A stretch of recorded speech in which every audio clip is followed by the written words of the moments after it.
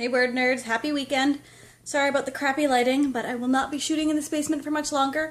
As some of you guys know already, I'm going to be moving in the next month or so, and I've spent a lot of my time over the last few weeks starting to pack and get ready to go. So I think this is going to tell you a little bit about me. That the number of boxes I have full of books, 31. The number of boxes I have full of things that aren't books, 8.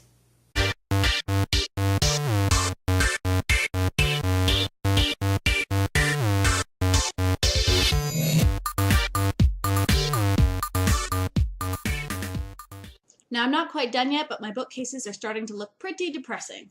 But what I want to talk about today isn't the books that are getting packed up to move to my new place, it's the ones that are getting left behind, or donated, or given away, basically the ones that it's time to say goodbye to. So I have a lot of books, like a lot, it's a little ridiculous, and some people would say I have too many. I'm not one of those people, but I do have a lot of books that I know I'm never going to read. I either picked them up at garage sales or conventions and they weren't what I expected, or there's always just something else I want to read more.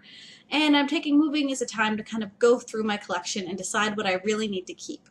Now, admittedly, I haven't been super great at this so far. I've only picked out maybe 24 books that I'm not going to take with me, but I'm hoping I'll be a little more discerning at my new place once my shelves are set up and I see what fits and what system I'm going to use and what I don't really need. But the whole experience has been pretty worthwhile so far, as it's nice to just go through your books and remember what you have and books you've wanted to read and you forgot you had sitting on that shelf, or the ones that you just didn't fall in love with the way you thought you were going to.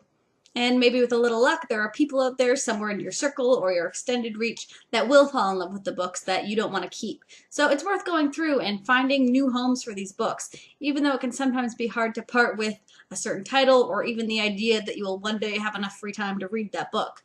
Now, I don't have any advice on how you can pick out which books you don't need to keep anymore. It's something we all need to decide for ourselves, and it's hard, and you just don't want to do it, but it's worth it.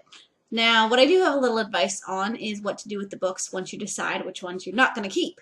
There are so many options and so many people who would love to have access to your books. This is especially true for YA because high schools always need new books, or juvenile detention centers, or you could even give them away to friends and family and share books that you kind of sort of liked. Or I know I have a few doubles that I did not need to keep.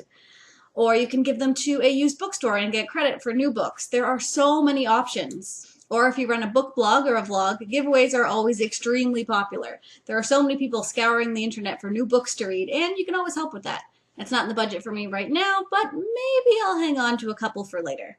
Now, the best part about all of this is that you are freeing up bookshelf space for books you don't even know you need yet, because it's a little embarrassing how many books I've bought in the time that I've been cleaning up my bookshelves. Yeah. That's all for today. Thanks for watching, and I will see you all tomorrow for our live chat about platform.